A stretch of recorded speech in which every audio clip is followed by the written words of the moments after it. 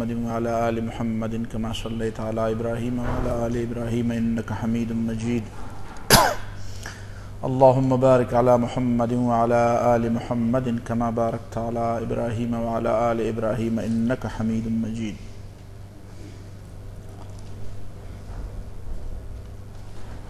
تفسیر القرآن پبارک خبر روانه وا چې پاغې کې اولنۍ او بنیادی خبره دا وه چې قرآن به د چا معلم نه زده کول غواړي. اوس معلم چې متعلم ته قرآن بیانوي نو د هغه دپاره څه طریقه ده؟ نو پاغې کې د ټولو نه اولنۍ خبره دا ده چې تفسیر د قرآن به په قرآن کوي. دا خبره اهل علم لیکلی هم ده. امام حافظ ابن کثیر په دې باندې ډېر بهترین لیکل کړي دي په دې مقدمه کې. او دا خبره د قرآن مجید د مطالعې نه معلومي. قرآن خدا شي کتاب دی چې په دې کې څه تضاد نشته او نه قرآن متضاد خبرې کوي. نو دا چې چا ویلی دي چې القرآن یفسر بعضه بعضا، د قرآن مجید ځینې حصہ د باقی ځینې حصې تفسیر دی. کله قرآن یو خبره مجملا ذکر کی، کله بیا تفصیلا ذکر کی.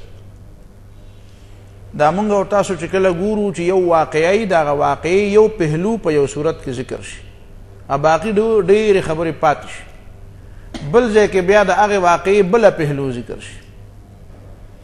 نو یو ځای کې د یو واقعي او د یو قصې یا د یو بیان، قصه لفظ مونږ وایو خو اصل کې د دې نه مطلب هغه قصه د پښتو اردو قصه نه یاد، یو بیان.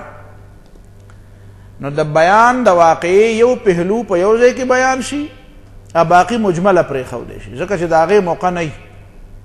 کم سیاق و سباق کې چې دا یو پهلو بیان شوی دقه سره تعلق او دا باقی خبرې سره تعلق نه.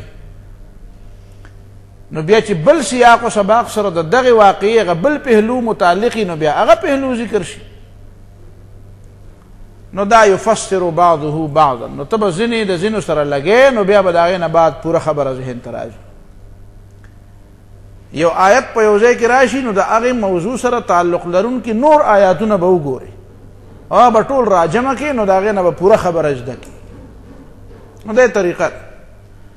نو بعضې خلک داسې کوي چې هغه یو آیت ته وګوري نو په هغې آیت کې چې صحیح نو وی دا ټیک دي نو د هغې مطابق یو فکر جوړ کړي، نو بیا چې بل آیت راشي وي هلته خو داسې خبره وه. نو د اول نه ذهن جوړول په دې طریقه غواړي چې هغه آیاتونو سره چې څومره تعلق لرونکي خبرې دي هغه ټولې راجمع کړي. نو د هغې نه بعد چې د هغې نه کوم یو اجتماعي کوم منظرنامه او کوم شکل او تصویر د هغې نه جوړ شي نو هغه تصویر ذهن کې واچوه بیا. دا طریقه ده. نو دا ځکه چې د قرآن مجید بعضې آیاتونه د بعضې آیاتونو تفسیر دی، بعض ځای کې خبره مجمله وي، بل ځای کې تفصیلي، یو ځای کې مقیده وي، بل ځای کې غیر مقیده، یو ځای کې مطلق وي بیا تقیید، بل ځای کې استثناء نه وي بیا وروسته بل ځای کې استثناء راشي. او که داسې نه وی نو بیا خو به ډېر تضاد را پیدا شوی وي. لکه بعضې وخت کې سړی آیاتونه وګوري نو هغه په ذهن کې فورا خبر راشي بیا دلته یو خبره ده او دلته بله خبره ده. او قرآن مجید خو د ابتدا نه دا خبره کړې وه چې افلا یتدبرون القرآن، ولې دوی په قرآن کې غور نه کوي؟ ولو کان من عند غیر الله لوجدوا فیه اختلافا کثیرا. که د الله نه علاوه د بل چا د طرف نه وی نو په دې کې خو به ډېر اختلاف وي. نو اوس چې تا ته کوم اختلاف ښکاري نو دا اختلاف په حقیقت کې اختلاف نه دی، دا ستا د فهم کمی ده، تا د فهم طریقه نه ده زده کړې، تا پوره ځان پې نه دی پوه کړی ځکه تا ته اختلاف ښکاري. ها البته یو خبره درسته ده او هغه په خپل ځای به راځي چې هغې ته نسخه وایي. نو د نسخې خو خپل یو مفهوم دی او د هغې خپل یو اصول دي او د هغې خپل ځایونه دي. نور د نسخې د ناسخ او د منسوخ نه علاوه باقی آیاتونو کې داسې څه شی نشته دی چې هغه یو لفظ د بل لفظ سره متضاد وي یا یو مفهوم د بل مفهوم سره متضاد. نو چې متضاد خبرې نه کوي نو د دې معنا دا ده چې یو ځای کې یو پهلو بیان کړو، بل ځای کې بله بیان کړو، یو ځای کې خبره مجمله شوه، بل ځای کې مفصله شوه. او دقه طریقه د رسول الله صلی الله علیه وسلم د تعلیم وه. رسول الله صلی الله علیه وسلم چې به د قرآن مجید بیان کو نو اول به د یو آیت په حواله کې بل آیت پیش کو. سوال به پیدا شو، لکه بے شمیره سوالونه پیدا شوي. یو سوال دارا پیدا شو لکه بخاری کتاب التفسیر کې چې کله دا آیت راغی چې الذین آمنوا ولم یلبسوا ایمانهم بظلم اولئک لهم الامن وهم مهتدون. کم خلق چې ایمان راوړي او د خپل ایمان سره ظلم ګډوډ نه کړي او خلط نه کړي او میلاو نه کړي نو دې دپاره به امني او دوی به په سمه لارې. نو صحابه کرام وایي چې دا خو خبره ګرانه شوه، ځکه ظلم خو په لغت کې مطلق وضع الشیء فی غیر موضعه ته وایي. نو نفس کمی زیاته دا هم ظلم دی، معمولی کمی زیاتی تم ظلم ویلے کی. کلتا الجنتین آتت اکلها ولم تظلم منه شیئا، ولم تظلم کمی بے نکو. لوگوں نے کمی پا پیداوار کی دی تم ظلم ہوئی. نو کدا ظلم عامی نو بیا خو د نجات او د هدایت دارومدار په هغه ایمان باندې دی چې د هغې سره ظلم نه وي. نو داسې به کم یو سړی چې هغه به داسې ایمان لرلی چې هغې سره د سره اډو کمی زیاتی پکې راغلی نه په ژوند کې، په کمی زیاتی خو په ژوند کې راځي. ځکه صحابه کرام وویل دا د بخاري روایت دی او دې ته پکې سوچ کوه. یو بله پهلو یې هم زه اشاره ورته کړو چې صحابه کرام راغلل یا رسول الله اینا لم یظلم. مونږ ته خو په خپل مجلس کې او په خپل اجتماعیت کې داسې سړی نه دی معلوم چې هغه ظلم نه کړی. نو دا ظلم ثواب دی که دا ګناه ده؟ د ظلم نه مطلب څه دی؟ اینا لم یظلم دا صحابه کرامو په خپله په دې خبره باندې او رسول الله صلی الله علیه وسلم ورته دا ونه فرمایل چې نه په تاسو کې داسې خلک شته چې هغه لم یظلم دي. کنی څوک د پیش کې داسې حدیث زما په اشاره پوهېږئ تاسو؟ اینا لم یظلم، په مونږ کې داسې کم یو دی چې هغه د ظلم نه دی کړی، یعنی د ظلم یو مصداق چې هغه په هغې کې شامل نه دی. په یو معنا د معانیو کې خو هر سړی نفس ظلم خو کړی دی. د دغه ظلمنا اطلاق خو انبیاو په خپلو افعالو باندې هم کړی دی. آدم علیه السلام په خپل فعل د دې اطلاق کړی دی، وی ربنا ظلمنا انفسنا. موسی علیہ السلام په خپل یو فعل باندې د دې اطلاق کړی دی، وی رب انی ظلمت نفسی فاغفر لی فغفر له. نو نفس ظلم چې دی اینا لم یظلم دا به په عصمت انبیا کې پکارېږي، اگر چې خبره خو د صحابهو ده. اینا لم یظلم او په دې اډو چا ویلي نه دي چې په دې پیغمبر علیه السلام ویلي وی چې نه داسې مه وایه، تا به نه کړی بل چا به ته به یې خو بل څوک به داسې نه وي. وی نه اینا لم یظلم، مونږ ته خو نه دی معلوم، که تا ته معلوم وي ته یې مونږ ته ووایه چې هغه څوک دی چې لم یظلم. نو رسول الله صلی الله علیه وسلم هم د ده د خبرې تایید وکړو. خو د ظلم پر معنی ورته آیت وی چې نه دلته د ظلم نه مراد هغه ظلم نه دی چې ستا په ذهن کې دی، بلکې دې ظلم نه مراد هغه ظلم دی چې حضرت لقمان خپل زوی ته وایي چې یا بنی لا تشرک بالله ان الشرک لظلم عظیم. دلته ظلم نه مراد ظلم عظیم دی، ځکه چې هلته کې ایمان دی. ګورې دې کې یو بلې خبرې ته هم اشاره ده، خو جوړې خبرې چې سړی پې ځان پوهیږي نو دلته د دې آیت په تفسیر کې عقلاً او د رای په بنیاد باندې هم دا خبره کېدی شو دا پیغمبر علیه السلام چې کومه قرآن باندې حواله ورکړه. ولې؟ ځکه ته په دغه آیت کې سوچ کوه الذین آمنوا ولم یلبسوا ایمانهم بظلم. اوس ایمان د پاره موضع کوم یو دی؟ ولما يدخل الایمان فی قلوبکم. نو د ایمان ضد هغه به هغه شی چې په کوم ځای کې د ایمان د کوم شي سره تعلق دی او د هغه شي سره د دې د ضد تعلق نو هغه به ترنه مرادي. دلته به ترنه عمل مراد نه وي، ځکه ایمان د عمل سره تضاد نه لري، د ایمان سره تضاد شرک لري، ځکه چې ایمان په کوم ځای کې دی نو په دغه ځای کې چې ورسره شرک جمع نشي. نو ګوره دلته رسول الله صلی الله علیه وسلم د فهم او د تدبر طرف ته دی متوجه نه کړه، بلکې اولن څه ته متوجه کړه چې قرآن تفسیر به په قرآن کې، ځکه چې اول ځل د فهم طرف ته متوجه کړي وي نو بیا به د تفسیر القرآن بالقرآن نه تفسیر القرآن بالرأي او بالفهم او دا به ترنه مخکې وي. خو دلته د دې دپاره یو وجه رسول الله صلی الله علیه وسلم په دې پوه کړي وي چې ګورئ تاسو په دې آیت کې غور نه کوئ، په دې آیت کې یو طرف ته لفظ د ایمان دی، نو د ایمان سره منافي شی چې دی اولنی منافي د ایمان سره شرک دی، نو چې دغه یو مصداق را پیدا شو جوړ دغه ټیک شو، بل مصداق ته اړواجت پاتې نه شو. خو دې طرف ته رسول الله صلی الله علیه وسلم ته تنبیه ورنه کړه، بلکې د ذهن او د فکر د دې لارې او د دې انداز او د دې طریقې د درستګۍ دپاره چې دا اولنی ذهن دې په دا جوړ کړه، داسې ذهن دې داسې جوړ کړه چې اولنی آیت راځي نو فوراً پکار ده چې ستا ذهن د هغې سره قریب نورو آیتونو ته متوجه شي، او دا خبره به بیا وروسته وي چې ته به بیا ذهن متوجه کوې چې ته د دې کې دننه غور وکړې او تدبر وکړې.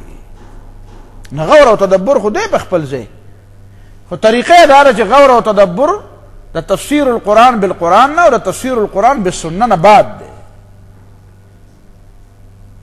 کله کله شیزونه دواړه په خپل ځای ټکي، خو کار په ترتیب کې د ترتیب باندې خو تاسو پوهېږئ که نه، دا به یاره په ترتیب کې څه چل دی.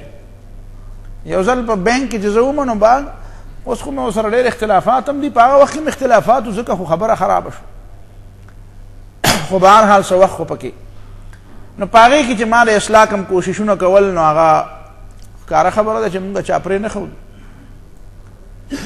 نو په هغې کې یو خبره دا وه چې یو سړی ما په دې پوهیو، ما ورته ویل چې په دې کې دا یو ترتیب دی، مخکې به دا شي بیا به دا شي بیا به دا شي. نو هغه ما ته ویل په دې ترتیب کې څه چل دی؟ نو ما ترتیب خو ډېر اهم شی دی. وی نه خو یا دا مخکې او یا دا مخکې، نو په دې کې د اسلام او د حرام او د حلال دا دواړه کارونه جایز دي، نو که دا مې مخکې وکړو که دا مې مخکې وکړو. نو ما ورته ویل چې نه پوهېږې پوه دې کوم په مثال ما ګوره زما مثالونه بیا سخت دي. وی نه ته پې ما پوهېږه که نه ته پې ما نه شي پوهولی. نو ما ورته ویل چې نکاح هم یو فعل دی او اولاد او بچي کېدل هم یو کار دی، په دې کې ترتیب ته حاجت شته که نشته، خو که بچي مخکې وشو او که نکاح مخکې وشو خو شی خبره دواړه کارونه دي. وایي نه په دې کې خو ترتیب شته. نه ته خو په ترتیب نه منې، مخکې به نکاح وي د هغې نه وروسته به بچي کېږي، او که نه مخکې بچي وشو که مخکې نکاح وشو نو په دې پروا مه ساته. خیر دی بچي دې مخکې وشي او لکه د یورپیانو په شانتې نکاح دې بیا وروسته وشي. وایي نه دا خو ترتیب نه، ما تا خو وایي ترتیب پکې نشته. وایي اوس پې پوه شوم. ما که نه پوهېږم نو ګوره یو بل مثال هم تیار دی. وایي نه بس پوه شوم. تاسو په خبره ورسېدئ. ترتیب ډېر زیات اهم ترتیب. نو دلته کې به دا خبره یاد ساتئ چې تفسیر د قرآن خو په تدبر او په غور او په تفهم او په اجتهاد باندې شته، او که څوک دا نه مني نو ګویا که هغه بیا قرآن نه مني، ځکه چې قرآن چې عملي کوي نو په دې زمانه کې هغو د دې نوې مسایلو د راپیدا کېدو نتیجه بیا به څه نوی پیغمبر به پکاري بیا که نه ته به اجتهادات کوې او د هغې نوې مسلو حل به راپیدا کوې. لیکن دا حل د مسئلې به په هغه معاملاتو کې چې په کوم معاملاتو کې تعالی قرآن او سنت اجازت درکړی دی. نو اول به تفسیر القرآن بالقرآن په دې نقطه ورسېدې که ونه رسېدې چې مخکې تدبر طرف ته ورته اشاره ونه کړه بلکې مخکې ورته څه طرف ته اشاره وکړه. وی نه د دې نه مراد هغه شرک دی، هغه ظلم دی چې ان الشرک لظلم عظیم، او بیا پې ته غور کوه نه ته به په خپله نتیجې ته رسېږي. دارنگی بخاری کتاب التفسیر کی دا سورت الفاتحہ مبارک چی رسول اللہ صلی اللہ علیہ وسلم دا دی آیت تفسیر داو وَلَقَدْ آتَيْنَاكَ سَبْعًا مِّنَ الْمَثَانِي وَالْقُرْآنَ الْعَظِيمِ مونږ تعالی درکړي دي اوه مکرر آیاتونه او قرآن عظیم.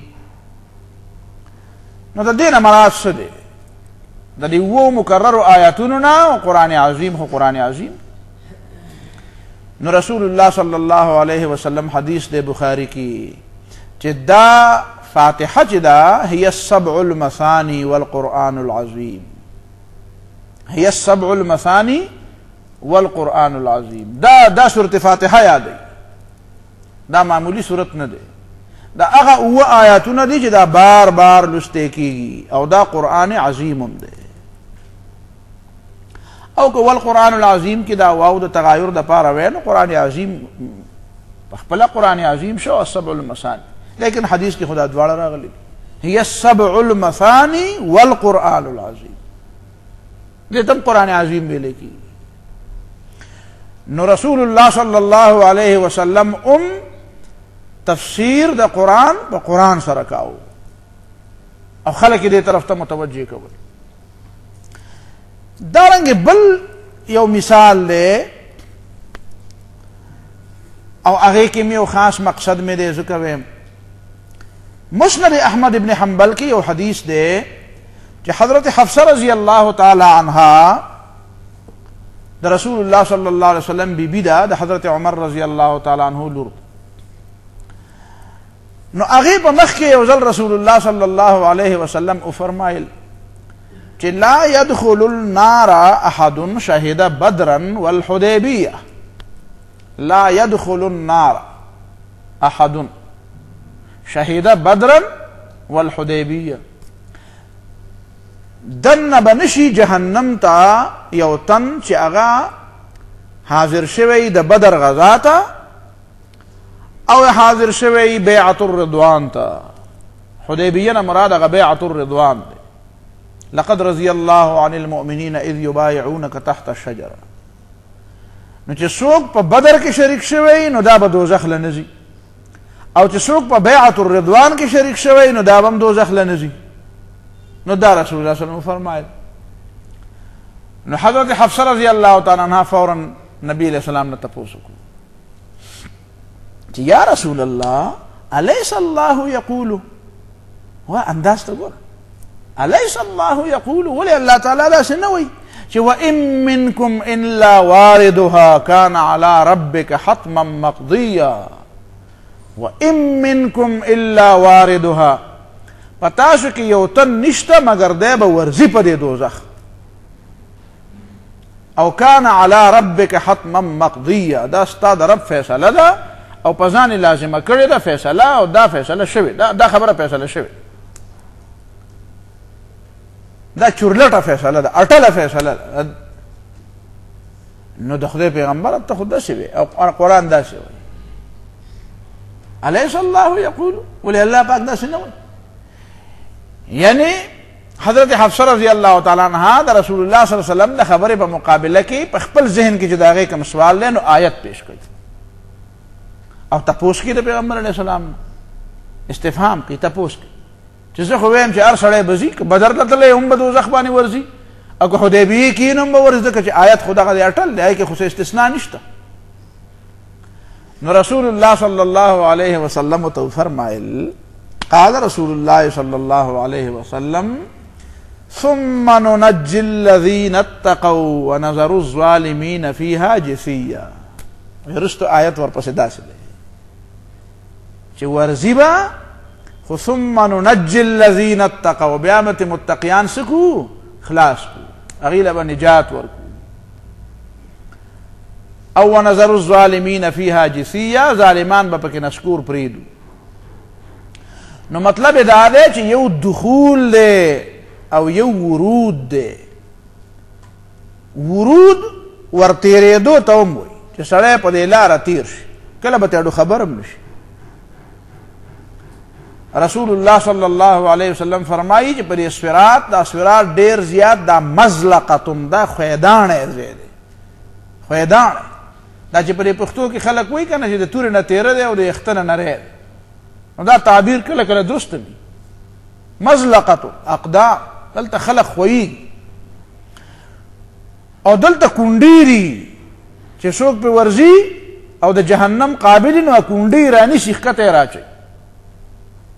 نو رسول الله صلی الله علیه وسلم فرمایي چې زه به د خلکو نه مخکې شم. نو ځینې به داسې خلک چې هغه به د بریښ په شانتې تیر شي، او ځینې به داسې خلک چې هغه به که اجاوید الخیل د کره اسونو په شانتې به تیر شي، او ځینې به داسې چې هغه به لکه د منډې په شانتې تیر شي، او ځینې به داسې چې هغه لکه روان وي. هغه د عمل د کمی او د زیاتی او د نیکۍ د ډېرېدو او د کمېدو د مرتبې د اوچتېدو او د کمېدو خبره. خو دا پل دا جسر علی جهنم، دا جهنم باندې دا صراط د په دوزخ د پاسه دی، په دې به ور تېرېږي سړی، د دې نه تېرېدو نه بغیر کار نه کوي. دا الله تعالی قسم خوړلی دی او دا وعده به الله تعالی پوره کوي. نو په دې پل د پاسه تله خلک وایي که نه لکه په سیند څنګه راپورې وتې، په پل باندې واوښتو. دا واوښت پخوا چې مونږ واړو مونږ به یاره نن خدای خبر په پل باندې وایي 200 د ملکان په هلته پل نه دی په سیند باندې او په نیر و یاره 200 ګاډي پې واوښتو. نو هغه به وایي د واوښتو معنا دا ده چې ښکته راولوېد، او واوښتو مطلب به دا و چې تیر شو پې. پوهېږه په پښتو باندې وایي څنګه هلکه یاره غټ ګاډی او دومره سورلی پکې ناست وې په پل باندې واوښت. نو هغه به وایي چې د واوښتو څه معنا ده چې راولوېد. نو واوښته معنا دا ده چې ور واوښتو که نه پوه تیر شو، د دې طرف نه هغه طرف ته واوښت. نو دا و ان منکم الا واردها، چې دا تا ته پته لګي چې په دې جهنم لار خو په دې دوزخ ده، او په دغه دوزخ نه لاندې کونډیم دي، او دا پې د پاسه پل دی. نو په دې پل به څنګه ځي چې دا غم د سره یې د مخکې نه. نو په دې باندې حضرت حفصه رضی الله تعالی عنها پویه کړه. نو دا رسول الله صلی الله علیه وسلم د خلکو ذهن دې طرف ته متوجه کو چې قرآن مجید آیت کې خبر راځي، نو آیت سره متعلق نور آیاتونو ته ګوره.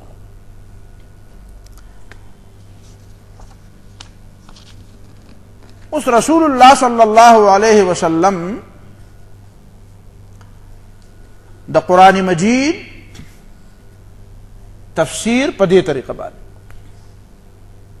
او خلق دې طرف ته متوجه. اگر چې رسول الله صلی الله علیه وسلم په خپل معلم، په خپل نبی علیہ الصلوۃ والسلام مفسر، خو خلق ته توجه د پاره اولنې طریقه وته دا وخدله چې تاسو به اول قرآن ګوره او معنا ګوره، نو اول به پدې. نو بیا مونږ چې دا تفسیرونه ګورو نو دا تاسو اوره تفاسیرنا او د مفسریننا چې یو آیت راشي نو هغه متعلق بل آیت ګوري. اهدنا الصراط المستقیم وای، نو صراط مستقیم د پاره بیا ګوري آیاتونه چې صراط مستقیم نه مطلب څه دی. نو وهذا کتاب وهذا صراط ربک مستقیما، وهذا صراط ربک مستقیم، دا قرآن صراط مستقیم دی. احادیث کې دا راغلي وهو الذکر الحکیم وهو الصراط المستقیم. نو دا قرآن تفسیر شو په قرآن. دارنګ صراط الذین انعمت علیہم، مونږ ته لار د هغې کسانو وښایه چې تا په انعام او فضل وکړو. نو دا منعم علیہم څوک دي؟ نو هر چا به د خپل ذهن نه انعامونه او فضلونه دا به پکې راوستل، نو نه دا نه مراد نه دي. هغه سورة نساء کې چې کوم آیت دی هغه ته نه مراد چې ومن یطع الله والرسول فاولئک مع الذین انعم الله علیهم من النبیین والصدیقین والشهداء والصالحین. منعم علیهم دغه انعام د الله تعالی. هغه سورة احزاب کې چې وایي وَإِذْ تَقُولُ لِلَّذِي أَنْعَمَ اللَّهُ عَلَيْهِ وَأَنْعَمْتَ عَلَيْهِ، اللہ تعالیٰ پہ انعام کرے. نو دا اللہ تعالیٰ دے انعام مانا څه ده؟ ایمان یې وله ورکړی، د ایمان او د پیغمبر د ملګرتیا توفیق یې ورکړی. او وانعمت علیه، او تا پې م احسان کړی چې خپله د ترور لور دې وله ورکړی و او آزاد کړی دی، غلام ورته آزاد کړو، زوی دې ورته وي، او بیا دې وله د ترور لور هم په نکاح ورکړه. نو تا پې م انعام او احسان کړ.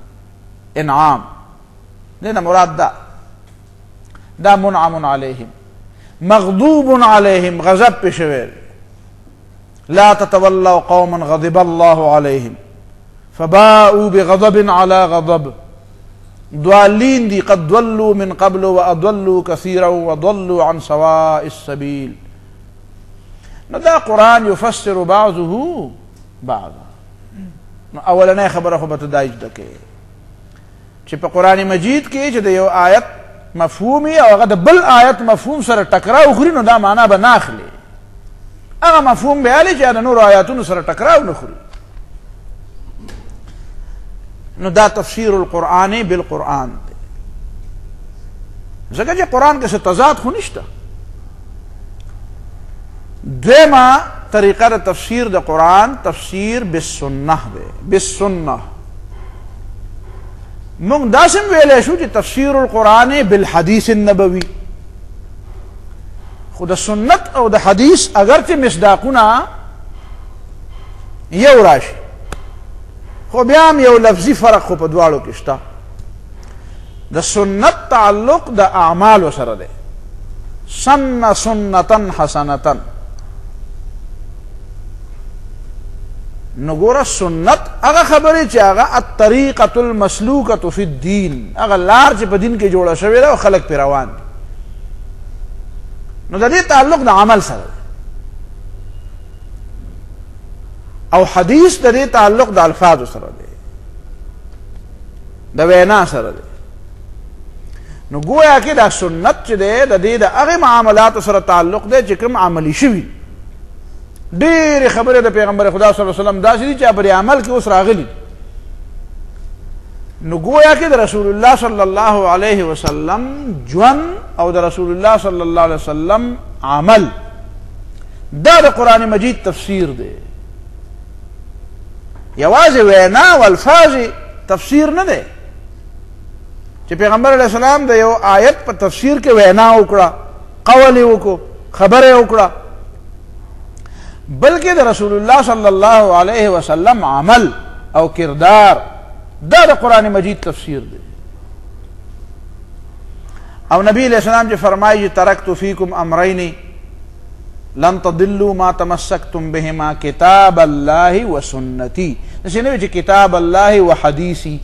دا چې کوم منکرین سنت دي کنه دی او سوال کړی مولانا مودودی باندې دا سوال کړی دی، اوس هم دا سوال کوي بار بار، خو ډېر بې حیا دي.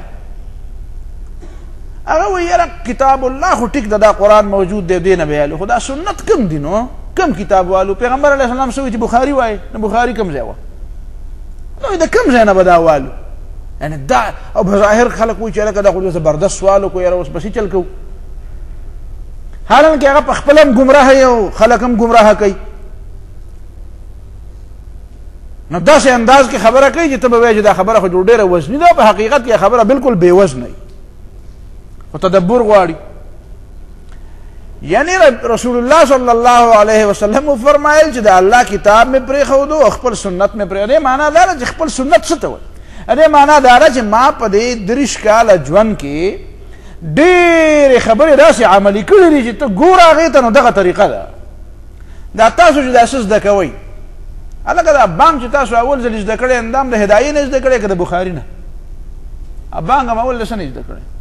نه هم د هدایې نه زده کړی، نه هم د بخاري نه زده کړی. دا خو چې سترګې هم پرانستې نه به د بانګونه ویلی کېده به د جوماتونو کې. دا د ماسپښین وخت او د مازدیګر وخت دا تاسو اول ځل د چا نه زده کړی؟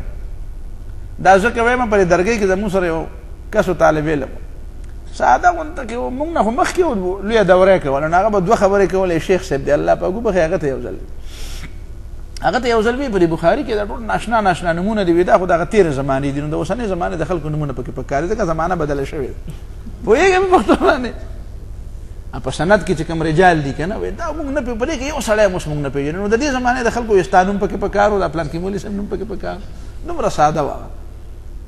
او بله خبره به یې پته نه شیخ صاحب ته کړې وه که نه وه کړې، خو موږ ته به یې کوله.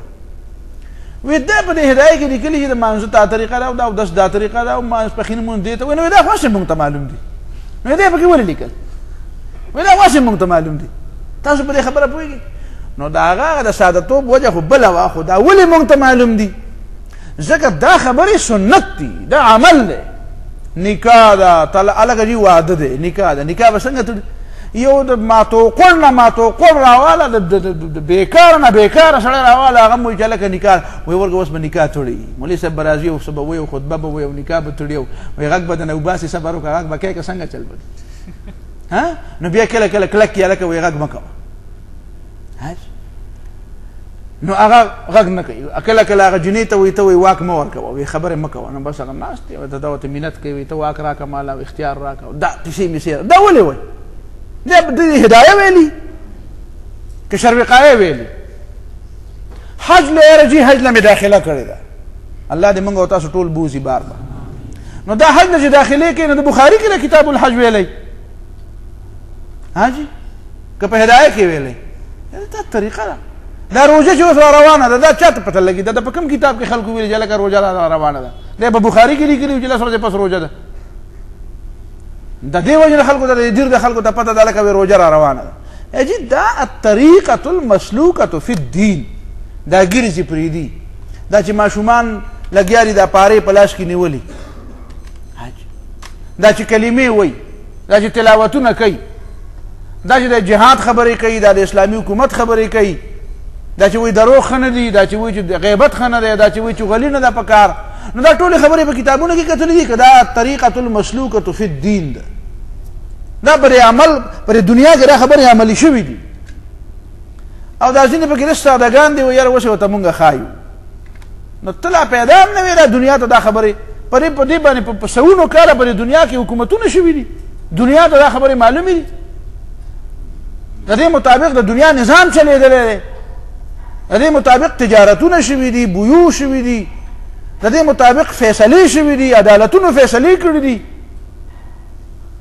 نو دا سنت دی دا یو روانه عملي طریقه را دی د کوم تا ته د کومې خبرې حواله درکوي ته وایې زه پسې اوس لا ګرځم. دا دومره ګمراهان دي چې یو ښکاره رڼا ورځې په تا باندې تیاره کړه کوم شی چې په دې رڼا ورځ کې معلوم شی دی چې هغه ړندو ته معلوم دی نو د هغې په باره کې تا شکمن کوي وایي یاره قرآن خو د قرآن نه به زده کوو خو دا سنت به داسې نه زده کوو. نو رڼا ورځ در باندې تیاره کړي او ته وایې دا جوړېده چې د پوهې خبره یې وکړه. سنت خو لقد جئتکم بها بیضاء نقیه لیلها کنهارها سپینه رڼا ورځ ده او لیلها کنهارها هغه شپې هم داسې رڼا ده لکه ورځ چې څنګه رڼا ده. په دې کې څه خفا ده؟ ماشوم پیدا کېږي چې د یو بېکاره نه بېکاره سړی دی چې د هېڅ نه دی خبر خو چې ماشوم ورکره پیدا شي نو مولوي صاحب وایي یاره په وخت کې ورته بانګ ووایه. نو د هدایه ویلې ده چې په وخت کې ورته بانګ وایي په وخت کې ورته بانګ ووایه بیا وله نوم کېږي بیا وایي یاره جي اوس د ده ختنه ده سنت دی یاره جي دعا کوئ او که خیر سنت دی او کله وایي واده دی او نکاح ده او دا نو دا دی الطریقة المسلوکة فی الدین. دا د دین چې کومې خبرې دي دا د عقیدې خبرې دا د عمل خبرې دا د اخلاقو خبرې دا د فرایضو خبرې دا منځونه دا روجې دا حجونه دا زکاتونه دا جهادونه دا د پردې خبرې دا د حیا خبرې دا د مور او پلار د ادب او د احترام خبرې دا د بچو د حقوقو خبرې دا د حقوق الزوجین خبرې. نو دا خبرې خو ټولې په دې معاشره کې عملي دي او دی وایي دا به زه په کوم ځای کې ګورم نو ته ړوند دی ته یې نه په دې دنیا کې دا خو ړانده ویني. دا خبره به پسې ها تفسیر د قرآن په سنت به هم کوو په احادیثو به هم کوو خو خبره د لفظ د سنت ده دا سنت لفظ عامول غواړي سنت لفظ عام کوو. نو دا ولې دا ځکه چې رسول الله صلی الله علیه وسلم الله تعالی معلم را لېږلی او تا ته ما د نورو معلمینو او د پیغمبر د تعلیم دا فرق دی چې بل معلم چې د کتاب تعبیر وکړي او تفسیر وکړي نو هغه معتمد نه دی مستند نه دی. بل عالم یو معنا وکړه بل معنا وکړه کېدی شي د ده دا ټکي کېدی شي د هغه دا ټکي خو چې پیغمبر صلی الله علیه وسلم د حدیث کم تشریح وکړه د هغې په نتیجه کې کم عمل وکړو نو هغه بیا مستند دی هغه مستند دی د هغې نه علاوه بل عمل بیا مستند او دا د نبي علیه الصلاة والسلام ذمہ داری. يعلمهم الكتاب والحکمه معلم دی مستند معلم دی مستند معلم د سره اتھارټي ده اختیار دی ور سره بل چا سره دا اختیار نشته. د بل چا تفسیر که چا ونه منو نو پې نه کافر کېږي چې تا د یو آیات معنا وکړه او بل شانې وکړه او دواړه احتمالات پکې او سړی وایي چې هلکه دا خو نو ستا به د خپل استاد هغه معنا خوښوي، خو دا ضروري نه ده چې خامخا دې که دلایلو باندې خبره وکړه راجح او مرجوح معلومیږي په دلایلو، خو د پیغمبر خبره چې ده دا مستند به هغې نه به بل دلیل ته حاجت نشته. ته داسې نه شي ویلی چې پیغمبر ولې داسې وکړه، ولې وکړه، هغې دپاره الله را لېږلی. پیغمبر نه څوک د ولې تپوس نه کوي، بل چا نه به د ولې تپوس کوي، کیف او لما به وایي، لیکن د پیغمبر نه به دا تپوس نه کوي، ځکه چې خو الله را لېږلی دی دپاره. لتبین للناس ما نزل الیهم، لتبین للناس ما نزل الیهم، تب بیان کې خلقو ته د ما نزله. او نور اهل علم بم بیان کوي واذ اخذ الله ميثاق الذين اوتوا الكتاب لتبيننه للناس ولا تكتمونه فنبذوه وراء ظهورهم واشتروا به ثمنا قليلا. د اهل علم نم الله تعالی دا وعده غسته ده، اوس کله غسته ده نو عین ممکنه ده چې څنګه د ارواح راجمع کړي په ازل کې، نو تاسو د اهل علم د ارواح ځان له راجمع کړي چې طالب علم در کوم او شابه ته به دا کار کوي، وعده وکړه چې ته به بیان کوي، او اهل علم به دا وعده کړي چې او موږ به بیان کوو. ځکه قرآن خو صفا په الفاظو کې داسې وایي چې واذ اخذ الله ميثاق الذين اوتوا الكتاب لتبيننه للناس. دې نه مطلب دا دی چې علم د کتاب او سنت چاته ملاو دی، د هغه نه دا وعده اخیستل. خو دا معنا هم درسته ده چې دا علم یې وله ورکاو، نو دا ورکول د دې خبرې وعده وه چې د علم یې وله ورکړه، نو دا د دې خبرې وعده اخیستلو چې ته به دا اوس بیانې. یا لکه تاسو چېرته نکاح تړلې ده که نه، نو که نکاح هم تړلي نو چې نکاح تړی پایې کې دا وي چې کور ته به ټماټر هم راوړي او پیاز به هم راوړي او نکریزې به هم راوړي او سینډل به هم راوړي، او چې کور ته د کور نه بار ته وځي نو بې اجازته به نه وځي. تاسو په ایمان ووایه چې چا ودونه کړي تاسو بې اجازته راوتی شئ، بې اجازته راوځي نو وروسته به راپسې یو رنګ وشي، وایي به چې دا خبره دی یاره تا ونه وې څه پوه شي په پښتو چې راوځي نو مخکې به دا وایي چې صاحب ملکې څه راوړمه، ملکې نه به تپوس کې نه به درته یو لیست درکړي، څه به درته درکړي چې پیاز او ټماټر او دڼیا او مرچکي او کله به وایي کپړې راوړه او ماشومانو له دوایي راوړه او داسې وړه او مالګه ختمه ده او رژیم نشته، نو دا لیست به درته درکړي. نو دا خبرې به نکاح کوي، یو سړی به نکاح کړی و نو چې بیا یې څو ورځې خو به له خلکو ډوډۍ راوړه، نو چې بیا ورته ښځې بله ورځ ویلي وي چې اوس لاړ شه اوړه راوړه او دا راوړه، هغه وایي دا خو یې پکې ما ته نه ویلي. نو په مولي صاحب پسې راغی، وایي راشه مولي صاحب دا پکې په هغه وخت کې وو،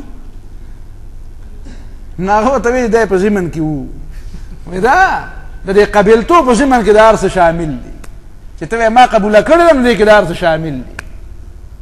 په دې قبیلتوب کې هر څه شامل دي که نه دي شامل پکې؟ نو دا خو بعضې خبرې په دې کې نو چې تا له علم درکړو، تا قرآن او سنت زده کړو. مولانا عبدالقدوس صاحب دی الله پاک ژوندی لري، زموږ مولانا عبدالقدوس صاحب زموږ استاد دی، زما ډېر ښه مشفق استاد دی. نو هغه به راته قصه کوله، به یو مولي صاحب عضوی وشو او بیا خلکو له دعوت وکړو، هغه مزوي له یې پاره په لاس کې ورکړې وه چې دته اوس الف با وایه، نو خلکو له یې ډوډۍ کړې وه او خلک راغلي و راجمع شوي وو، ښه خوشحاله وو. نو چې ده وله دا پاره په لاس کې ورکړه او د الف با یې ورته شروع کړو، نو یې په ډرک ډرک په ژړا شه سمدسې اټکي وکړه.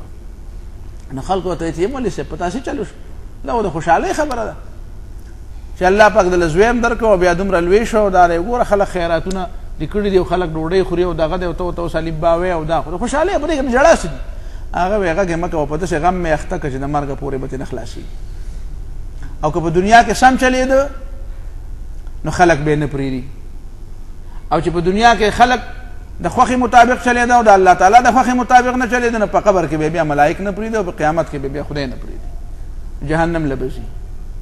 که د دې قرآن او سنتو دا چې کوم علم ده حاصل کړی دې مطابق عمل کوو، نو دا خلک به په کاڼو ولي، او که د هغې مطابق نه کوو نو بیا به په آخرت کې بیا ورځ به بدی بیا. نو دا خو ما په لانجه اخته کړ. نو دا ځکه دا په دې ساده ټکي کې درته مطلب بیانوم چې دا سبق زده کول او دا الف با تا ته چې ته کېناستې نو دا لویه ذمهداري شوه چې تا ویې چې قبلتو نو بیا پیاز او ټماټرو ته ټینګ شه، نو دا ذمهداري ده. خو د اهل علم هم ذمهداري ده او د پیغمبر هم ذمهداري ده خو د دواړو ذمه دارو په منځ کې فرق دی. فرق دی که نه دی؟ اهل علم به د چا نه زده کوي، غور به کوي، مجتهد دی، کله به خطا کېږي او کله به حق ته رسي، طریقې به زده کوي، چلونه به زده کوي، علم به زده کوي، مطالعه به کوي د استادانو نه به. او پیغمبر، نو پیغمبر ته خو الله تعالی برای راست وایي لتحکم بین الناس بما اراک الله انا انزلنا الیک الکتاب بالحق لتحکم بین الناس بما اراک الله. نو بما اراک الله معنا دا د پیغمبر استاد نشته، پیغمبر د چا نه سبق نه وای، د پیغمبر معلم څوک نه، پیغمبر ته برای راست الله تعالی ارسخی. نو قرآن ورته وښودو او د قرآن په مفهوم او په معنا باندې پوی کو. څنګه چې ولا قرآن ورکړو نو داسې ولا هغه مفهوم او معنا هم په ذهن کې کېنوله. اوتیت القرآن ومثله، ما له قرآن هم راکړی شوی دی او د قرآن هم راله نور هم څه راکړی شوي دي. نو هغه نور چې ورته څه میلاو دي نو هغه سنت هم دی، هغه د قرآن هغه تشریحات هم دي او د قرآن هغه مفاهیم هم دي. نو دا هغه مفهوم او معنا ده چې الله تعالی بما اراک الله، بما اعلمک الله، ته په الله تعالی پوی کړی، تا ته الله تعالی در ښودلی دي. نو چې بل چاته بل څوک ورښیي، بل استاذ ته، بل طالب علم ته معلم ورښیي او پیغمبر ته الله تعالی ښودلی دي، نو د پیغمبر هغه تعلیم او د پیغمبر هغه فهم دا دلیل دی او د بل چا فهم دلیل نه دی. که نه کوي خبرې؟ د پیغمبر فهم دلیل دی. ولې؟ الله تعالی ورته برای راست ښودلی دي او زما ستا فهم دلیل نه دی. نو دلیل نه دی نو کله به خطا کېږي او کله به حق ته رسو. المجتهد قد یخطئ وقد یصیب، مجتهد به کله خطا کېږي او کله به ها، خو چې خطا شو او طریقه درسته وه نو بیا به ورته هم یو ثواب میلاوي، ځکه طریقه ټیک ده. او چې حق ته ورسېدو خو بیا نو ډېر ثوابونه به میلاوي، بیا به 2 ثوابه میلاوي. خو که حق ته ونه هم رسېده او طریقه درسته وه نو بیا مو ته یو اجر او یو ثواب ورته خامخا میلاویږي، ځکه طریقه ټیک روانه کړې. نو خیر دی که په لاره کې خطا شو. نو د پیغمبر او د غیر پیغمبر د فهم په منځ کې دا فرق دی. نو پیغمبر صلی الله علیه وسلم معلم دی. اوس ګورې رسول الله صلی الله علیه وسلم بیا د قرآن مجید تفسیرونه څنګه کړي دي. نو بې شمېره احادیث دي په دې کتاب التفسیر، د بخاري ګوره، د ترمذي ګوره، د نورو کتابونو، د مسلم ګوره. اسې ما یو څو مثالونه دلته را نقل کړي دي نو هغه وه. لکه مثلا رسول الله صلی الله علیه وسلم د دې آیت په تشریح کې چې لهم البشرا فی الحیات الدنیا وفی الاخره، مؤمنانو د پاره زیری او بشارت دی او خوشحالي ده په دنیا کې هم او په آخرت کې هم. نو کله کله خو مؤمن ته خوشحالي نه میلاویږي، په دنیا کې خو ټول عمر د غمونو سره ژوند دي، عمر یې ورسره. او قرآن خو دا ویلي چې لهم البشرا فی الحیات الدنیا، دې ته خو په دنیا کې خوشحالي میلاویږي. نو کوم د خوشحالي چې میلاو؟ نو دا اوس تفسیر ته محتاج دی دا آیت چې یاره مؤمنانو باندې خو اکثر اشد البلایا الانبیاء ثم الامثل فالامثل، زیات مصیبتونه په پیغمبرانو راځي او بیا چې پیغمبرانو ته څوک نږدې نو په هغې باندې مصیبتونه راځي. نو دلته قرآن وایي چې لهم البشرا، آخرت کې خو به ټیک د خوشحالي ده، جنت دی، خو دنیا کې خوشحالي کم ده. نو حضرت ابو الدرداء رضی الله تعالی عنہ روایت دی چې رسول الله صلی الله علیه وسلم فرمایل چې د دې بشرا نه مطلب او د دې خوشحالۍ نه مطلب دی هي الرؤیا الصالحة یراها المسلم او ترى له. هي الرؤیا الصالحة، د دې نه مراد بهترین او ښه خوبونه دي چې یراها المسلم، چې یو مسلمان ویني، او ترى له، یا د مسلمان د پاره بل څوک ویني. و یاره ما په خوب کې ولیدې چې داسې ښه وې او داسې وې، او یا هغه په خپله وایي ما داسې خوب ولیده، پیغمبر علیه السلام مې په خوب کې ولیدو، داسې مې ولیدو، خوشحالي مې ولیده او پی مې وسکله. کله کله سړی ډېر مزېدار خوب ویني. زه د ملګرو سره نږدې چې کوم ملګري ګپ هم نو زه ورته وایم ما ډېر خوبونه لیدلي دي، خو د ترجمې په انتظار په انتظار. نو دا دی خوشحالي، هغه سړی په انتظاري. کله کله سړی ډېر زیات خفه شي، تنګ شي، مشکلاتو کې، مصایبو کې، او دا ګیلې په کار نه وي. الله تعالی دې توفیق راکړي چې ګیلې نه کوو. او مشکل دی الله تعالی آسان کی. دعاګانې کوئ او بل ته ما ته هم پکې دعاګانې کوئ. خصوصي دعا ما ته وکړئ چې الله تعالی زما څه مشکلات دي چې الله تعالی آسان کړي. الله تعالی به تاسو هغه مشکلات آسان کړي. ملائک به تاسو ته دعا وکړي. نو دا دعاګانې خو به یو بل ته کوو.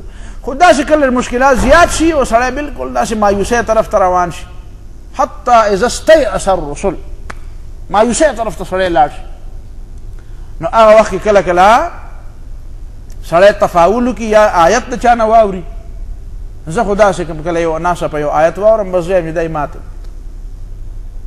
او کله کله سړی خوب ویني یا بل څوک راته ووایي چې یاره په خوب کې مې داسې ولید، نو بس سړی خوشحاله شي. زمړه خیر دی، مشکلات دي خو انشاءالله چې الله تعالی به رحم وکړي، بس خوشحاله شي سړی. لهم البشرى فی الحیات الدنیا. نو دا وابشروا نحن اولیاؤکم فی الحیات الدنیا وفی الآخرة تتنزل علیہم الملائکة الا تخافوا ولا تحزنوا. مشکلاتو کې سړی ګیري نو بد د اطمینان یو سبب الله تعالی را پیدا کی او په یو طریقه باندې الله تعالی د مؤمن اطمینان. لکه موسی علیه السلام مور چې بچی سیند ته ور واچو نو بیا یې په زړه کې وی دا مې څه وکړه.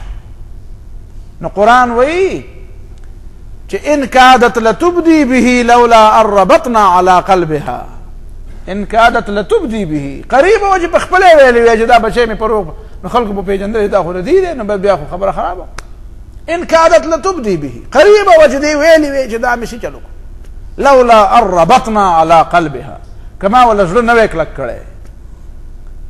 نو بس کله کله سړی بعضې وخت کې دې حد ته ورسېږي چې د خولې نه یو خبره وزي، خو الله تعالی توفیق ورکړي نو زړه مضبوط شي. نو لهم البشرى، رویا صالحه پکې را. نو دا تعبیر چا وکړو، دا تفسیر چا وکړو د قرآن؟ دا پیغمبر علیه السلام. دارنګې بل یو آیت دی، عسى ان يبعثك ربك مقاما محمودا ومن الليل فتهجد به نافلة لك عسى ان يبعثك ربك مقاما محمودا. د منځونو نه علاوه د شپې په اساس ځان بې خوبه کوه او قرآن وایا، نو الله تعالی به داسې مقام ته ورسوي چې هغه مقام محمود دی. هغه مقام او مرتبه په خپله داسې ده چې هغه محموده مرتبه ده. هغه ځای داسې دی، هغه مرتبه داسې ده چې د هغې په خپله صفت کې د صفت لایقه مرتبه ده. نو دې مقام محمود نه څه مراد دی؟ نو ابو هريره رضی الله تعالی عنہ وی قال رسول الله صلی الله علیه وسلم فی قوله تعالی عسى ان يبعثك ربك مقاما محمودا وسئل عنها. د نبی علیہ السلام نه دې تپوس شوی نو داسې وی چې هي الشفاعت. دا د ترمذی روایت. دینه مطلب سفارش دی چې د قیامت په ورځ باندې به بل څوک سفارش نشي کولی، او رسول الله صلی الله علیه وسلم به فرمایي چې انا لها، د دې شفاعت دپاره زه یم، سفارش به وکړم. دا لوړ مقام دی، معمولی مقام خو نه دی. او چې بیا په دغه مقام کې د دې خبرې خطره پیدا کېده چې دا پیغمبر چېرته د خدای سره په خدایۍ کې شریک نه چې دومره لویه خبره چې بل څوک نشي کولی. ابراهیم علیه السلام او آدم علیه السلام او عیسی علیه السلام او موسی علیه السلام نشي کولی او دی کوي. نو الته فورا نبی علیه الصلوة والسلام فرمایل چې فاخر ساجدا، زه به سجده وکړم. دا د نبی علیه السلام عظمت او لویي ده چې کوم ځای کې د دې خبرې یو وهم غوندې را پیدا کېږي چې چېرته مې خلک دومره لوی ونه ګڼي، د خدای سره مې شریک نه کړي چېرته، نو فورا هغه نبی علیه السلام هغه دفع د توهم کوي، وایي فاخر ساجدا، زه به سجده کوم. او بیا به الله تعالی ما ته داسې کلمات وښیي چې ما ته اوس نه دي معلوم. او بیا به الله تعالی راته وایي چې ارفع رأسک یا محمد صلی الله علیه وسلم، سر دې راپورته کړه، سل تعطه واشفع تشفع، سوال کوه چې سوال دې قبلیږي او سفارش کوه چې سفارش دې قبلیږي. نو دا مقام محمود دی، مقام. نو دا ترجمه نبی علیہ السلام. دارنګه بل آیت دی چې پاغې کې الله تعالی فرمایي یوم یأتی بعض آیات ربک لا ينفع نفسا ایمانها لم تکن آمنت من قبل او کسبت فی ایمانها خیرا. چې په کومه ورځ د الله تعالی د طرف نه ځینې نښې راشي نو چې چا ایمان نه راوړی نو د هغه ایمان به نه قبلیږي، او چې څوک د ګناه نه توبه وباسي نو د هغه به د ګناه نه توبه نه قبلیږي. څوک د کفر نه توبه وباسي نو د هغه به د کفر نه توبه نه قبلیږي. او چې څوک د کفر نه لاندې د بل ګناه نه توبه وباسي نو د هغه به د هغه بل ګناه نه توبه نه قبلېږي. دا د آیت معنا ده. لا ينفع نفسا ایمانها لم تكن آمنت من قبل او کسبت فی ایمانها خیرا. چې ایمان نه راوړی نو د ایمان توبه به نه قبلېږي، دعا د بېایمانۍ نه توبه به نه قبلېږي، او چې عمل یې نه کړی نو د هغه بد عملۍ نه به توبه نه قبلېږي. نو دې نه بعضو آیات ربک نه مراد څه دی؟ نو بیا پکې د ابو هريره رضی الله تعالی عنہ روایت دی په بخاری کې چې قال رسول الله صلی الله علیه وسلم چې یوم طلوع الشمس من مغربها، یوم طلوع الشمس من مغربها، دا به هغه ورځ چې نور به د مغرب نه راوخیږي. نو دا د قیامت هغه نښه ده چې دې نه بعد به د چا پکې بیا شک پاتې نشي او هغه غیب خبره به عیان شي بیا. نو الله تعالی خو پر ایمان باندې عمل اجر په اعلی ورکوي چې هغه د الله تعالی د اعتماد په بنیاد باندې او اوس خو په خپل سترګو ولیده. نو د سترګو باندې چې کوم شی سړی نو په هغې خو اجر نه میلاوي. چې ته وایې چې ای خدای پاکه زه دا ګورم چې دغه دیوال دی زما په دې ایمان دی چې دا دیوال دی او ګړۍ پکې لګېدلې ده نو ما له اجر راکړه، نو په دې خو اجر نه میلاوي. دا ته په خپل سترګو اعتماد کوې. اجر خو به هله میلاویږي چې ته په الله تعالی باندې اعتماد وکړې او خبره ونه منې او سترګو دې لیدلې نه وي. ځکه خو د ایمان بالغیب ډېر لوی اجر دی. مشکات دی باب صفت هذه الامت کې د اخرني باب کې اخرني جلد کې بالکل د اخر کې چې ختمیږي دغه ځای کې بعضې باب صفت هذه الامه کې بعضې احادیث نقل کړي. نه په هغې کې یو حدیث دام دی چې وایي چې توبه لمن آمن بی، توبه لمن یرنی و آمن بی مرة، چې زه لیدلی یم ما باندې، توبه لمن رآنی و آمن بی مرة، چې زه لیدلی یم په ما باندې ایمان راوړی دی نو په هغه دپاره د یو ځل د خوشحالۍ زیری، او 70 مرة د هغه چا دپاره دی یا کم و بیش. که دې کې زه خطا کېږم ځکه دې ورځو کې مې مشکات کتلی نه دی چې 80 ځله د خوشحالي د هغه چا دپاره چې زه لیدلی لمن لم یرنی و آمن بی، چې زه لیدلی نه یم په ما ایمان راوړی دی. حضرت حذیفه رضی الله تعالی عنہ صحابي دی او هغه شاګرد یو ځلې هغه ته ووی چې مونږ به د قیامت په ورځ باندې یو استغاثه دایره یو فریاد به کوو د الله تعالی په دربار کې. وایي څه فریاد به کوئ؟ وی مونږ به دا وایو چې وګورو ته دې حضرت حذیفه رضی الله تعالی عنہ د ده په شان نورو خلکو پیغمبر علیه السلام په دې سترګو لیدلی و، نو چې دا موقع مونږ ته هم میلاو وی چې مونږ هم یو ځل. نو هغه ورته وایي چې دا ډېر ګران کار دی. پیغمبر علیه السلام په زمانه کې ګورئ ایمان ډېر ګران کار و، ناسې معمولي کار. نو بیا ورته یو واقعه مو ویله د غزوه احزاب، خو بیا ورته ووایي چې مونږ هم یو خبره کوو. وایي تاسو به څه وایئ؟ وی مونږ هم د قیامت په ورځ دا وایو چې تاسو ته چې د ایمان بالغیب کوم مقام او مرتبه میلاو ده دا مونږ ته نه ده میلاو. نو هغه وخت کې چې صحابه لیده خو پیغمبر خو یې لیدلی نه و، نو پیغمبر خدا صلی الله علیه وسلم باندې ایمان راوړی و. نو دا ایمان بالغیب و. ګوره صحابه کرامو په پیغمبر باندې ایمان بالغیب راوړی و که ایمان بالشهاده و؟ هو مخامخ یې ولیده. دارنګه دې مشکات کې بل یو روایت چې رسول الله صلی الله علیه وسلم د صحابو نه تپوس وکړه چې ای الایمان اعجب، ای الایمان اعجب، د چا ایمان الله تعالی ته ډېر خوږ دی؟ نو صحابه کرام وایي چې زمونږ ایمان. وایي ستاسو ایمان خو نه دی، تاسو په مخکې خو پیغمبر دی وحی پرې راځي معجزات یې نه. وایي د ملایکو، وایي ملایک خو د الله تعالی خبرې مه اوري. وایي پیغمبر ته، وی په پیغمبر خو وحی راځي. وی بیا مونږ نه دي، مونږ ته پته نشته.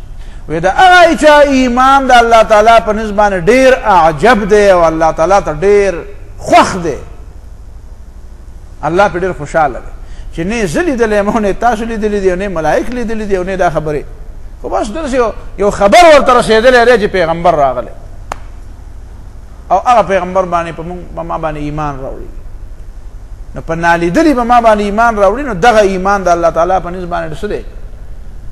اعجبو، دا الله تعالی ته ډېر خوښ دی. ایمان بالغیب، نو دا څه وړه خبره خو نه ده. نو بهر حال دا مې د ضمني خبره رااله چې طلوع الشمس من مغربها راشي، نو بیا خو ایمان بالغیب ختم شو. بیا به په قیامت څنګه ته ایمان نه راوړې؟ په قیامت به څنګه ایمان نه راوړې؟ بیا به ته په خپلو سترګو وینې. دا خو الله تعالی د دې دپاره دا کوي چې تا عزمي چې ته په الله او په رسول اعتماد کوې او که نه کوې. ما په دې تیمرګره کې اول 87-88 کې چې زه اول دلته رالم نو هلته ترجمه مې شروع مازدیګر هلته دا ترجمه نه وه، دوره تفسیر بیا ما هلته آغاز وکړو ماسپښین نه پس، او مازدیګر ترجمه مې آغاز. نو مازدیګر به مې درس کوو، نو دا خلک به راتلو ناست، عام خلک به هم پکې وو، طالب علمان به هم پکې وو. نو یو ځلې بیا د عذاب قبر بحث راغی، عذاب قبر. نو هلته یو سړی و داسې دوایانې موایانې به خرڅولې، الله دې وبخي مړ دی، څه لږ لږ چېرته میډیکل ټیکنیشن به یې هم کړی و، څه کمپیوټري کورس به یې کړی و. نو هغه هم ناست و. نو ما د عذاب قبر خبره کوله. نو دی ما ته وایي چې یاره جي د عذاب قبر به ته مونږ ته ثابت کړې. نو ما وی او بالکل داسې به درته ثابت کړم چې څنګه زړه غواړي، خو ما یې د هغې نه مخکې به طور تمهید یو خبره د ما واوره. وی څنګه؟ ما وی ته به ما ته دا ثابته کړې چې زما په دې وجود کې وسپنه شته او چونه پکې شته، فاسفورس پکې شته او مالګه پکې شته. وی او جی بالکل دا پکې شته. مې راشه زما د کش نه ګوتې نه دا ځینې خلک ناست دي میده یې نه مني. مې راشه زما د کش نه ګوتې نه لږه غونې مالګه راوباسه چې څوک یې وسکي، او لږه ترې وسپنه راوباسه چې دومره یي چې داسې سکون چاله ورکړي، او لږه ترې نه چونه راوباسه. وی یاره جي دا خو په لیبارټرۍ کې ترې راوځي، نو دلته ترې نه راوځي. مې بس دقه ستا د خبرې جواب دی چې دا قبر د الله تعالی لیبارټري ده. اوس دې ورته په 15 منټه کې اپ دب کومه، وصیت ولیکه چې ودې پرې مریض ورکوم او دلته دې په بیلچې 15 منټه کې به مې ښخ کړی بالکل. او بیا ګوره چې شته پکې که نشته، خو د هغه ځای نه ټلیفون کول او خپلو خپلوانو ته د او د نه جواب ورکول دا ذمهداري دې خپله ده. او زه دې وله اوس د خدای د لیبارټرۍ د لیږم په 15 منټه کې دننه دننه چې اوس به پته لګي چې پکې شته که نشته. وی زه پې پوه شوم، ما که نه پوهه چې ور ودې لیږم، خو وصیت سره ولیکه در ولیکه چې بس خیر دی که دی مې ورلیږي، نو په ده بس ګناه مې. وی نه نه بس زه پوه شوم. تاسو پوه شوئ که پوه نه شوئ چې دا قبر د الله تعالی لیبارټري ده. خو بس د دنیا د لیبارټرۍ او د آخرت د لیبارټرۍ په منځ کې دغه فرق دی چې دنیا کې دنه په لیبارټرۍ کې پیسې والي او کله نه نتیجه صحیح درکړي او کله غلطه درکړي، کله به کې ختم شي. او الله تعالی دنه پیسې نه غواړي، خو وایي چې صرف دومره ده چې په ما باندې اعتماد وکړه چې ګورې دلته دا شی شته، د قبر کې دلته دننه څه شته، او که ته نه منې نو بس اوس نظام برابر دی. پوهېږې په خبره باندې؟ اوس به پته ولګي چې شته که نشته، لږ ساعت پس به پته ولګي. نو دا یو بنیادي خبره ذهن کې کېنول غواړي چې الله تعالی په ایمان بالغیب اجر ورکوي. په څه باندې اجر ورکوي؟ نو دای مثالونه شو. د دې نه علاوه دا باقي څومره د اسلام چې دا څه دي، نو تاسو ووایئ چې د قرآن نه د سنت تشریح لرې کړي، نو په قرآن به عمل څنګه کړي؟ سوال نه پیدا کېږي چې څوک د په قرآن باندې عمل وکړي که د قرآن مجید په تشریح کې سنت رسول صلی الله علیه وسلم نه وي. مونځ باندې به عمل څنګه کړي؟ زه د ټولو نه اهم شی په عباداتو کې مونځ دی، خو په دې مونځ باندې به عمل څنګه کوو چې پیغمبر راته نه ویلي؟ په قرآن مجید کې یو لفظ تاسې ماته ثابتولی شي چې مونځونه 15 دي؟ مونځونه څو دي هلکه؟ 15. دا 15 ټکي پکې په قرآن کې شته؟ حاجي سهار څو رکعته فرض دي؟ 2، ماسپښین 4 او مازدیګر او ماښام. دا په کوم ځای کې په قرآن کې په کوم آیات کې دي چې مونځونه 15 دي او 2 سهار دي او 4 ماسپښین دي او 3 ماښام دي؟ دا په کوم ځای کې دي؟ او دا وختونه په دې تفصیل چې کوم په احادیثو کې دي او ته په کوم، دا په قرآن مجید کې دي؟ قرآن مجید کې خو اشارات دي، واقم الصلاة طرفي النهار وزلفا من الليل ان الحسنات يذهبن السيئات. هلته خو اشارات شته، خو دا چې من الليل واطراف النهار، نو دا قسم خبرې خو شته، خو هغه تحدیدات شته چې کوم په احادیثو کې راغلي. نو دا بنیادی خبره ده چې ځینې خلک په دې ځان نه پوهېږي. وایي سنت ته پکې حاجت نشته. سنت ته پکې حاجت نه وي نو نه مونځ کولی شي، نه روژه نیولی شي، نه حج کولی شي، نه زکات ورکولی شي. دا حج کې چې دا کوم تفصیلات دي دا په قرآن کې شته؟ دا د زکات چې کوم تفصیلات دي دا نصابونه د زکات په قرآن کې ده؟ قرآن کې ویلي دي چې 40 بیزي او 10 غواګانې او 200 درهمۍ دا په قرآن کې شته؟ او کال پې تیر شي نو دونه پیسې به ته ورکړي، دا په کوم ځای کې دي؟ روژه شوه او دارنګې حج شو، دارنګې زکات شو، جهاد شو، نکاح شوه، طلاق شو، قضا شوه، فیصلې شوې، معاملات شو، بیوع شو، اجارات شو، خرڅول او اغوستل شو. نو په دې کې کومه خبره داسې ده چې ته د سنت نه بغیر په هغې باندې عمل کولی شي؟ دا خو تمامې خبرې چې په عمل کې راځي نو بغیر د سنت نه په عمل کې نه راځي. یو پرویزي هلک و، اوس خو مسلمان شوی دی او دا نو هغه زه چې بهر په برطانیه کې اوسېدم نو هغه ما سره یو ځل چا درس له راوست، ما ته یې بیا قیسه وکړه.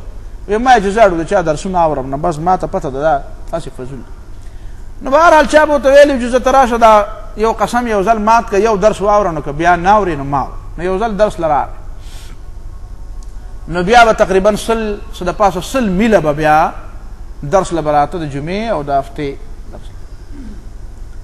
نو بیا ما نه یو ځل سوال وکړو په لاره روانو په ګاډي کې.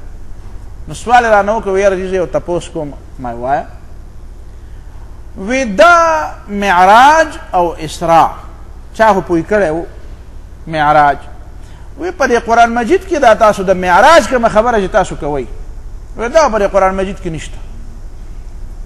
په قرآن کې چې کومه خبره ده هغه خو دا ده چې سبحان الذي اسرى بعبده لیلا من المسجد الحرام الى المسجد الاقصى.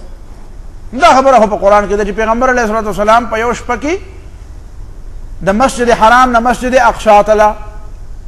خو دا تاسو چې پسې د مسجد اقصی نه بره وایې چې بیا اندر پای بیا وله دا راله براق راغی او یا اندر پایي راله او بره وختو او بیا اول اسمان کې دا ولیدو په دویم اسمان کې دا ولیدو جنت یې ولیدو دوزخ یې ولیدو.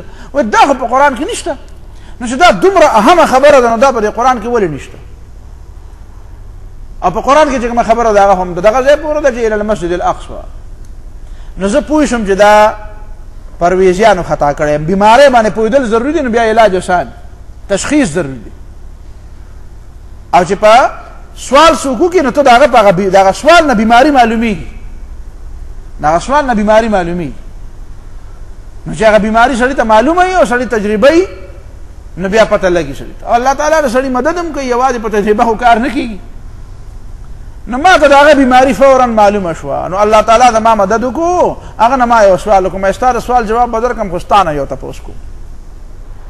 وی ما نه څه ما دا راته ووایه چې منځونه څو دي؟ وی منځونه 5 دي. ما په قرآن مجید په کوم آیت کې دي چې منځونه 5 دي؟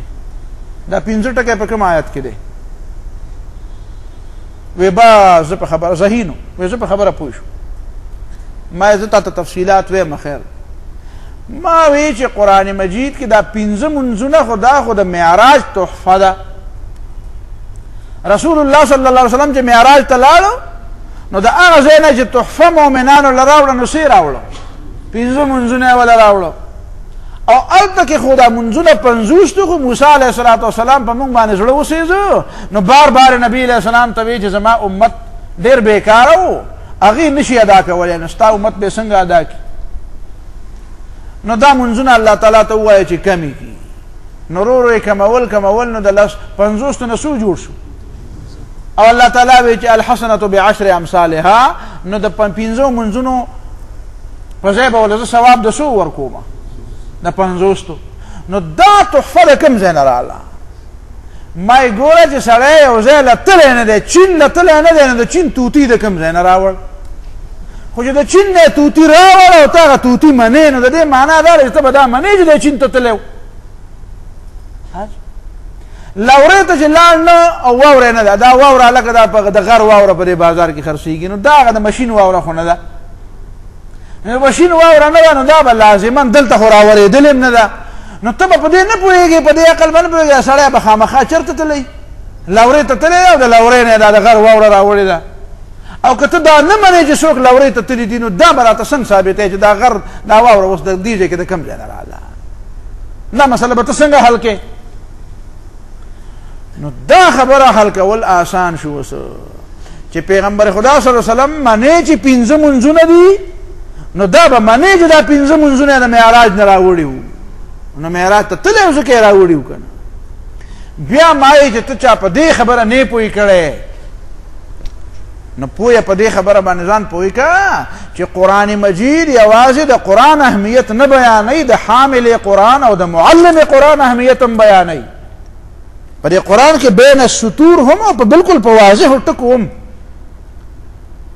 د پیغمبر خدا صلی الله علیه وسلم شان او مقام بیان کړی دی راواړه سنت کی آئینی حیثیت راواړه د مولانا مودودی رحمه الله تا ته بیا ښیي چې قرآن مجید شان څه دی د پیغمبر شان څنګه دی پیغمبر معلم دی پیغمبر حاکم دی پیغمبر شارع دی نو دا د پیغمبر خدا صلی الله علیه وسلم دا مختلف حیثیتونه چې په دې قرآن کې بیانوي فلا وربک لا یؤمنون حتى يحكموك فيما شجر بينهم ثم لا يجدوا في انفسهم حرجا مما قضيت ويسلموا تسلیما پیغمبر شان تا ته څه ښکاري د خلقو دا فکر دی چې بس قرآن کتاب دی چې په قرآن کې څه دي نو دا ټیک دی او د پیغمبر شان خو بس دی یو معلم او یو مدرس او راغی او خبره ختمه شو نجی خبره داسې نه ده تا قرآن نه زده کړی د پیغمبر شان فقط یوازې نامه بر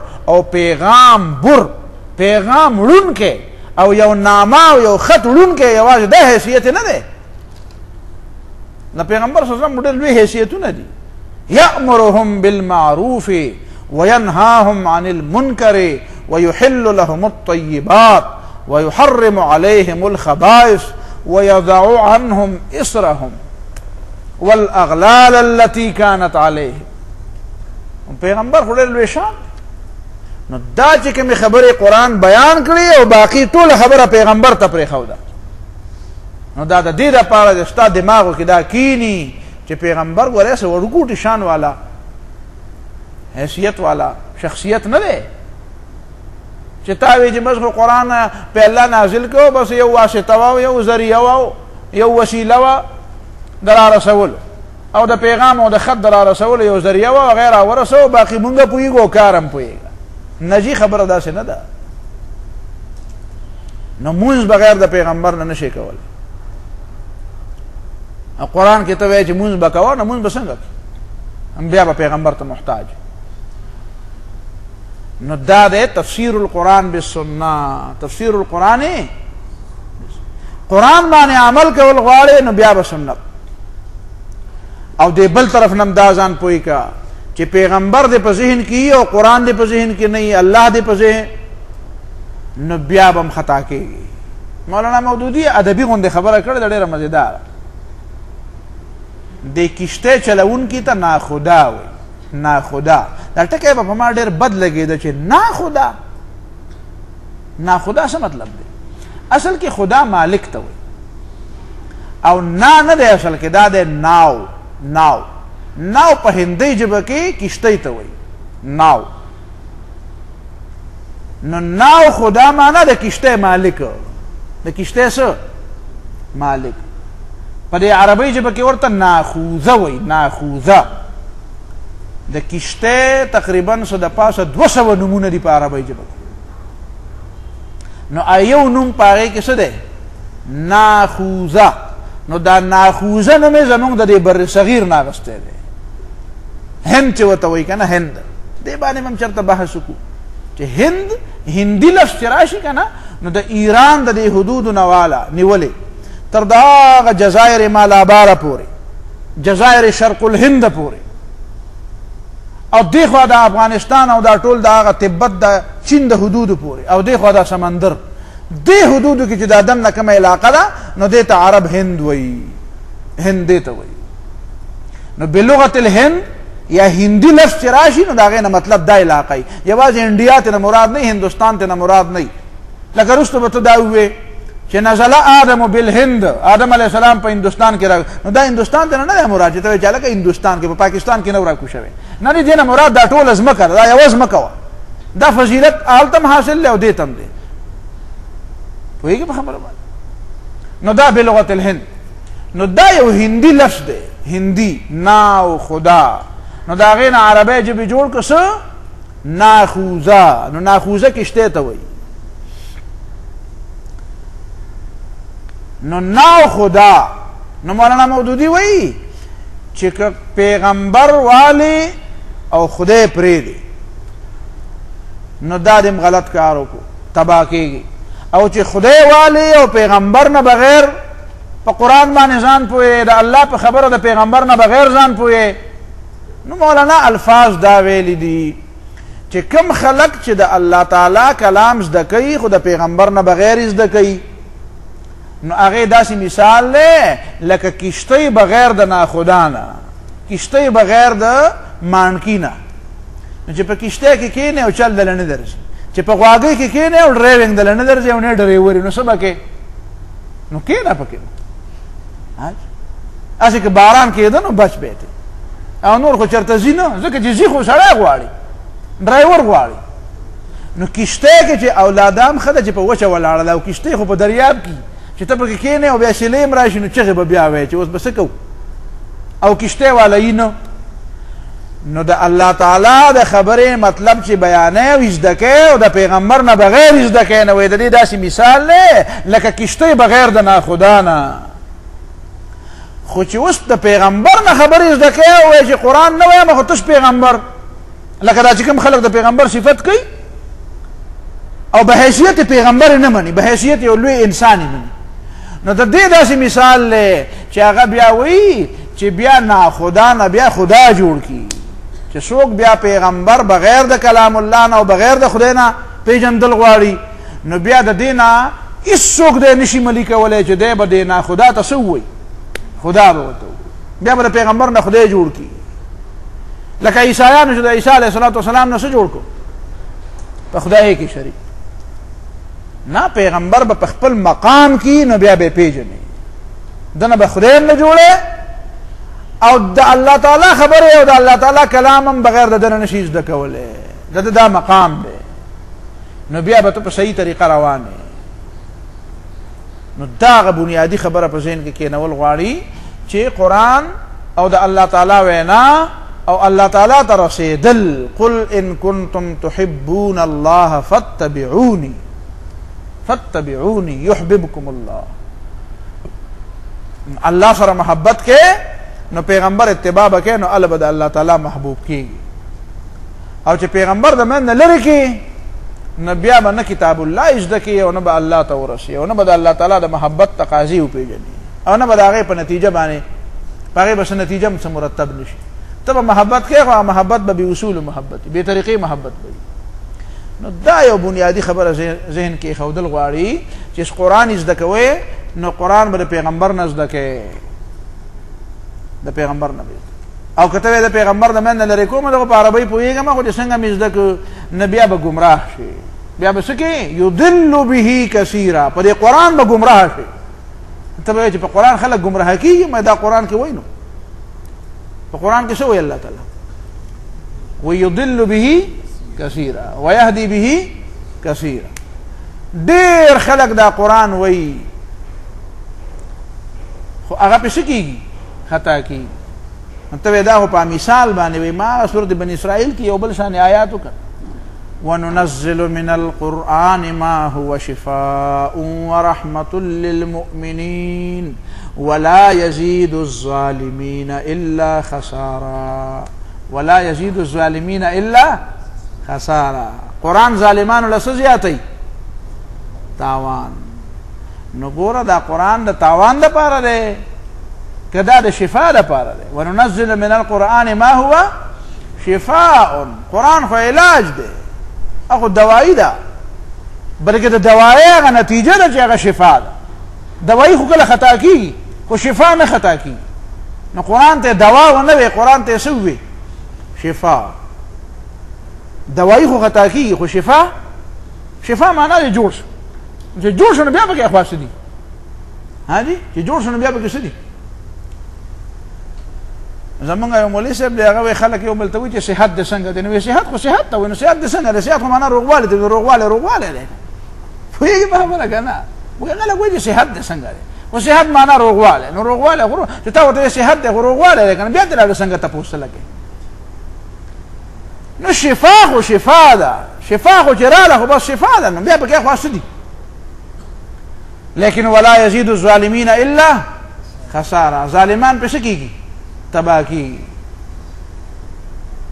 ظالمان پې څه کېږي نو دا قرآن مجید چې دی دا بنیادی طور خو دا خو دوا دا خو شفا ده خو بعض خلک پې خطا نو ته به هم پې ګمراه شي بیا یضل به کثیرا ویهدي به کثیرا چې طریقه دې خطا کړه چې قرآن د پیغمبر نه زده کوې نو ګمراه به شي بیا به څه شي بیا به ګمراه شي نو دا بنیادی خبرې په زده کول غواړي چې تفسیر القرآن بالسنه او دینه بعد بیا د تفسیر القرآن نورم څه طریقې دي نو ان شاء الله العزیز هغه به سبا بیانېږي واخر دعوانا الحمد